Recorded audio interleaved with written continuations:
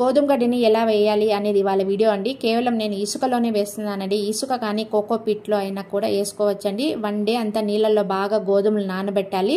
నానబెట్టిన తర్వాత మళ్ళీ ఒక 24 అవర్స్ బాగా మొలక కట్టాలండి. మొలక కట్టిన తర్వాత వాటికి మొలక అనేది వస్తుంది. నేను చూడండి ఇంత చిన్న కంటైనర్ అయితే సరిపోతుందండి. ఇసుక వేసిన తర్వాత దానిపైన మొలక కట్టిన గోధుమలు వేస్తున్నాను. తర్వాత మళ్ళీ పల్చగా ఇసుక అనేది వేస్తున్నానండి. ఇసుక కానీ కోకో పిట్లో మాత్రమే వేయండి. బాగా సక్సెస్ రేట్ అనేది ఉంటుంది.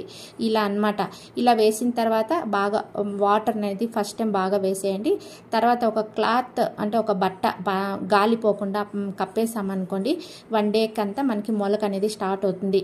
సో బట్ట ఎందుకు కప్పాలంటే ఆ వేడికి మనకి మొలక అనేది వెంటనే స్టార్ట్ అవుతుందండి. 7 రోజులు కానీ 8 రోజులు కానీ పెరిగిన గోధుమ గడ్డిని మనం యూజ్ చేయాలి. ఇది 7 రోజులు పెరిగిన గోధుమ గడ్డి అండి. మీరు కూడా ఈ విధంగా టిప్స్ ఫాలో అయ్యి గోధుమ గడ్డిని గ్రో చేసుకోండి.